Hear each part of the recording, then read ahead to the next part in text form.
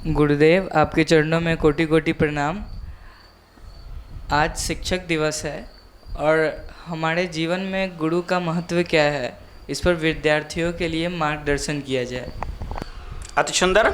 ऐसे तो संतों ने बड़ा सुंदर कहा है कि गुरु की महिमा अनंत है। भक्तजनों पर, शिष्यजनों पर, विद्यार्थियों पर जब अनंत किया उपकार तो लोचन अनंत उघारिया, यानी कि एक दिव्य नेत्र गुरु की कृपा से उघरता है। लोचन अनंत उघारिया, अनंत दिखावनहार।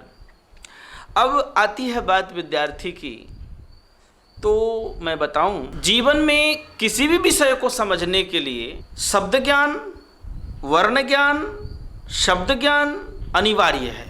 जैसे बाबा तुलसी जी ने भी कहा है, वर्णानाम अर्थ संघानाम रसानाम छंदसामपि मंगलानाम च कर्तारौ वंदे वाणि विनायकौ, कि अक्षरों को जानना यानी वर्णों को जानना बहुत जरूरी है।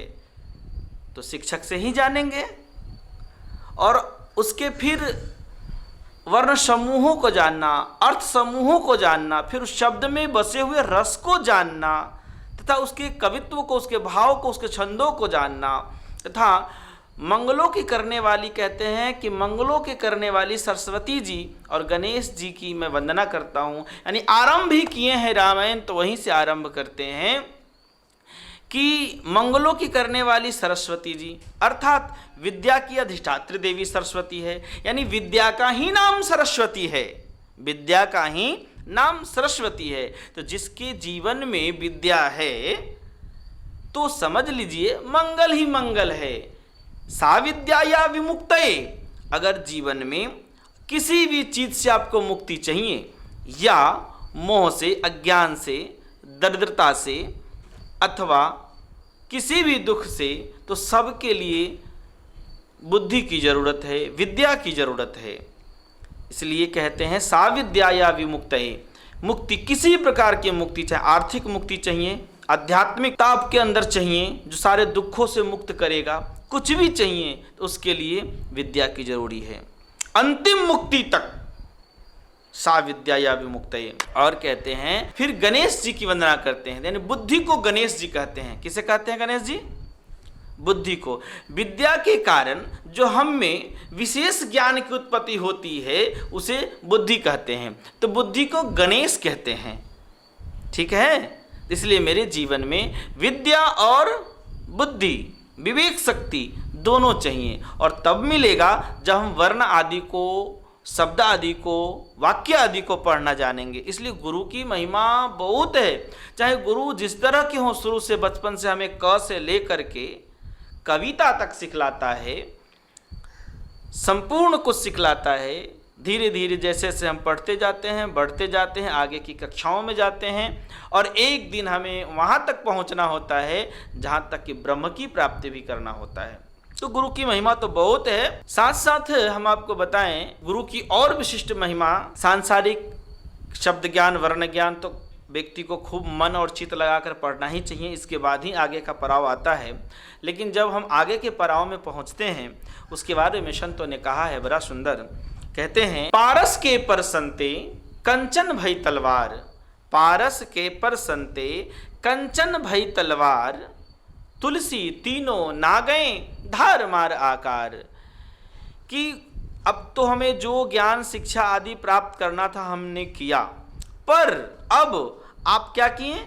एक पारस के परसंते अब कंचन बन गए हैं। यानी आपको, अब आप साधारण लोहा से, यानी पढ़ते पढ़ते, साधारण विद्या पढ़ते पढ़ते आप साधारण व्यक्ति से अब आप सोना बन गए हैं। पर यहाँ बताया गया कि भले ही पारस मणि में लोहा को सटा दो तो सोना भले ही बन जाता है, जिस तरह से आप सोना बन रहे हैं, बन गए। पर अगर तलवार है, उसका आकार क्या है उस लोहे का? अगर मान लिया जाए तलवार है, तो क्या सोने के तलवार से किसी को काटा जाए, मारा जाए, तो क्या उसे चोट नहीं लगेगा? क्या वह नहीं कटेगा? एकदम लगेगा, एकदम कटेगा। यानी कि पारस के परसंते कंचन भई तलवार, लोहे का तलवार है वह कंचन हो गया, ठीक है, पर धार मार ना मिटे, उसका धार मार नहीं मिटा, आकार नहीं मिटा।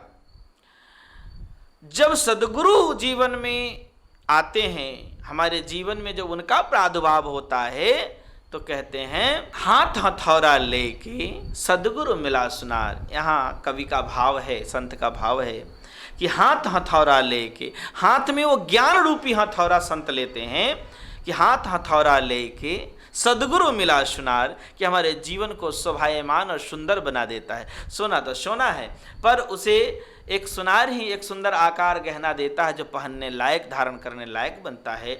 ठीक उसी प्रकार से गुरुदेव की कृपा से कि जब ज्ञान रूपी हथौड़ा लेके जब हमें वो ठीक करते हैं, तो हाथ हथौड़ा लेके सद्गुरु मिला सुनार, तुलसी तीनों मिट गए धार मार आकार। तब जाकर धार मार आकार मिटता है। धार मार आकार का तात्पर्य ये होता है काम क्रोध लोभ और मुक्ति के अंतिम तत्व में भी जब तक हमारे ये तीनों ना मिटेंगे, काम क्रोध लोभ, तब तक हम सम्यक बोध को प्राप्त नहीं होंगे।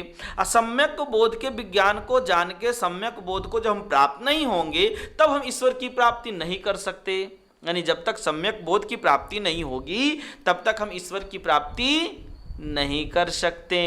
इसलिए शिक्षकों के हर प्रकार के, हर तरह के शिक्षक हैं, सभी शिक्षकों का जीवन में बहुत ही महत्व है। चाहे हमें वो क से लेकर के पूरे वर्णमाला सिखलाएं, या हमें शब्द वाक्यों का विशेष रहस्य रस समझाएं, या हमें उस विद्या के माध्यम से धीरे धीरे हमें वेद शास्त्र ग्रंथ आदि पढ़ना सिखलाएं, और साथ साथ अंतिम में हमें आत्मा का अध्ययन करना सिखलाएं, और हमें मुक्ति पथ पर अग्रणी बना दें।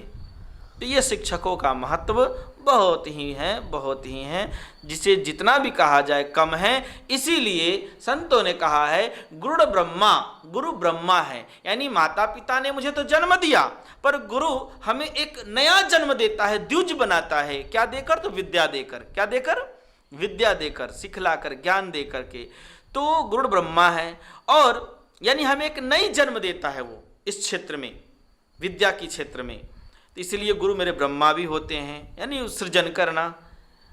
दूसरा जन्म हमें देते हैं विद्या के आधार पर। गुरु विष्णु भी हैं, यानी कि हमारे संपूर्ण जीवन में अब जो पालन की व्यवस्था होगी वो विद्या से ही होगी। जिस तरह से कहा गया है कि आलसस्य कुतः विद्या, अविद्यस्य कुतः धनम, अधनस्य कुतः मित्रम, अमित्रस्य कुतः सुखम। नहीं हो सकता सुख आदि। ठीक उसी तरह से अब यानी कि सारे सुखों का साधन इस विद्या से ही आरंभ होता है। तो इस आधार पर गुरुदेव हमारे विष्णु भी हो जाते हैं, यानी पालन करने वाले, और संपूर्ण कल्याण को करने वाले शंकर, संपूर्ण शंकाओं का समाधान करने वाले शंकर, यानी शंकर का तात्पर्य होता है संपूर्ण शंकाओं का समाधान करना। तो गुरु हमारे संपूर्ण शंकाओं का समाधान भी करते हैं, इसलिए शंकर भी हैं। शंकर को ही शिव स्वरूप कहा गया, यानी कल्याण के, संपूर्ण कल्याण के कारण गुरु बन जाते हैं। इसलिए गुरु में तीनों चीज के द्योतक हैं, ब्रह्मा विष्णु महेश। इसलिए गुरु ब्रह्मा, गुरु विष्णु, गुरु देवो महेश्वर। गुरु साक्षात परब्रह्म, अर्थात हमें उस परम मुक्ति तक पहुंचाते हैं। इसीलिए गुरु साक्षात परब्रह्म कि अंतःकरण में उस परम गुरु से दर्शन करा देता है गुरु। इसलिए परब्रह्म तस्मै श्री गुरुवे नमः। ऐसे सद्गुरुओं को बार बार बारंबार नमस्कार है। जय श्री राम।